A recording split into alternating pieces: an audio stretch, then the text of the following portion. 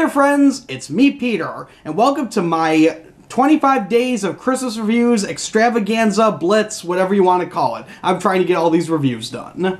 Next up, I'm going to review the movie I intended to review yesterday, but because I was tired / hadn't gone to Family Video to pick up the movie, I decided to wait until today to get it done. So, why not? Let's take a look at the Santa Claus 3, The Escape Clause.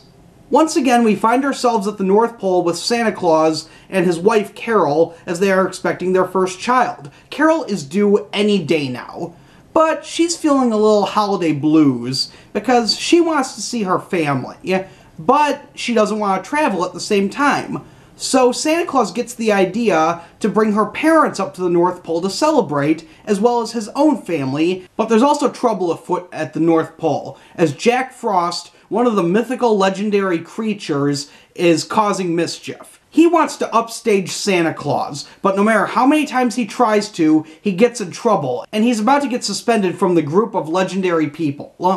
Thanks to some conniving, Jack Frost discovers a way in which Santa Claus can give up his ability to be Santa, allowing Jack to take over. And thanks to some trickery from Jack, Santa Claus does just that. Will he be able to reverse the spell and bring Christmas back to normal? You know, the Santa Claus did not need a sequel in the Santa Claus 2, but it was kind of enjoyable, kind of goofy, but whatever, I thought it was alright. This sequel?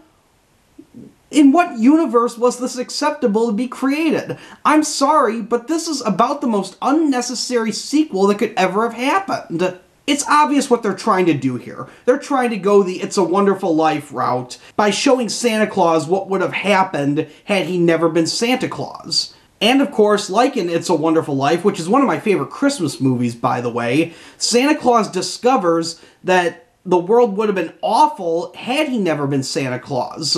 But again, this story's been done to death, we've seen it before, and quite honestly, this movie just didn't do it for me. It was so predictable what was going to happen, mostly because the very first scene in the movie is Carol, his wife, talking to a group of her children and telling them the story of how this came to be. So we know by the end of the movie everything's going to be set because that's the very first scene of the movie. Also, I don't know what it is, but the actors just seemed really like they didn't want to be there. Tim Allen's fine as Santa Claus, but the woman that played his ex-wife seemed, I don't know, seemed like she didn't want to be there. Judge Reinhold seemed even hammier than he usually is. They couldn't even get the actor who played Bernard in the last two movies to come back to play him. So that tells me he was probably sick of it. Also, there's a bit of toilet humor in this movie, which I hate. I think it's just, I don't get why people think this is funny and keep putting it into kids' movies. It's not. It's immature. For years we did kids' movies without having this immature toilet humor. There are 3 jokes about flatulence within the first, I don't know, 10-15 minutes of the movie, maybe, one right after another, and it's just completely unnecessary. The first movie got away with it perfectly fine, and the second movie, okay, had one joke, but that was it. The greatest irony about this, if you ask me, is that there's a scene where Jack Frost becomes Santa Claus where he basically turns the North Pole into a resort town. And the real Santa Claus is upset because he basically turned it into commercialism, up to 11.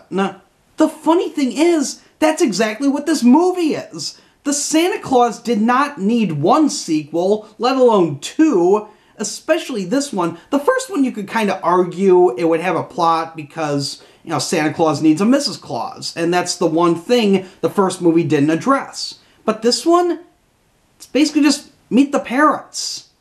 Literally, it's them bring the parents up to the North Pole. It's dumb. Again, like the second one, there's nothing really horribly offensive about this movie that little kids couldn't watch, but I really think those are the only people that are going to get enjoyment out of this. Overall, I'm giving the Santa Claus 3, The Escape Clause, a 2 out of 5. Thanks for watching my latest Christmas review, my friends. If you enjoyed it, be sure to give it a thumbs up. If you'd like to see more of my Christmas reviews, simply click that subscribe button down below. And later tonight, I will finally be all caught up by reviewing another Christmas movie. This one you might not think of as one, but trust me when I say it is. But until then, this is Peter saying see you later.